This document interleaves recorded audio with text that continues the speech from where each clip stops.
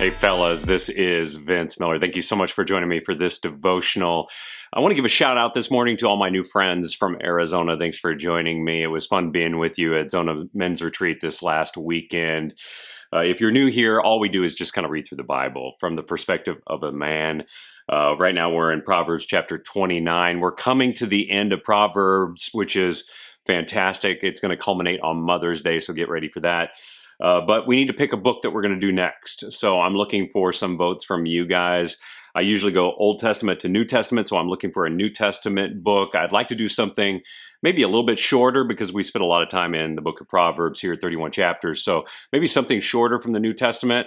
So let me know in the comments below what you would like to do. Send me an email. It doesn't really matter. I'm just looking for a vote from you guys. We'll see what you have to say, and we'll go that direction as God leads. But today, we are in Proverbs chapter 29. I'm going to read verses 3 through 4. Here's how it reads. It states, "He who loves wisdom makes his father glad." So we're talking about a son.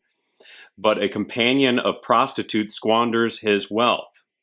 Of course. Verse 4, "By justice a king or a leader builds up the land, but he who exacts gifts or takes gifts tears it down." Now, these two sentences or two verses here form a parallel. They talk about two different men. On one hand, a son, and on the other hand, a ruler. One man is younger and one is older, and it compares them. In both cases, these men end up wasting something, right? They waste the same thing. Actually, they waste money or wealth. But they waste it because there's something inherently wrong with their character. But it's how they use their wealth that actually exposes their character and their lust and greed. But as we know, lust and greed don't just show up in these mature forms overnight, right? They start off small.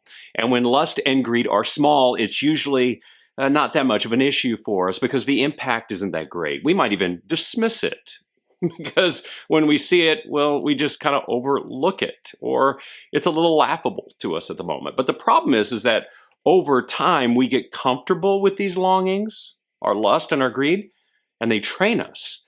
They train us to think and behave in an ungodly way. And guess what? They're never satisfied. Thus, our lust and greed must actually take from others at some point, and those other people become a victim of our ungodly character. To undo this corrupt cycle, we must be retrained. We have to be retrained to learn to love two things, it says in the text. It says here that wisdom and justice do some retraining. Wisdom, which retrains our character, and justice, which is that training applied. So today, a first step for us as men might be assessing our lust and greed. I know it doesn't sound all that great, does it? But sometimes we have to look at our accounts, right? And I'm talking about our money, how we spend our money. So just open your accounts today and look at them for a while. Just consider the waste that you see there and what it's saying or declaring about your lust and greed. And then I would encourage you to do this. Make a cut. A cut for the purpose of just not cutting money, but for shaping your character. And I promise the benefits are great. It actually says here that when we do that, we make a father proud and we build up the land. Fellas, I love you. Thanks for joining me today. If you've enjoyed it, leave a comment for me below. Let me know what book of the Bible you'd love to study next in the New Testament that's short.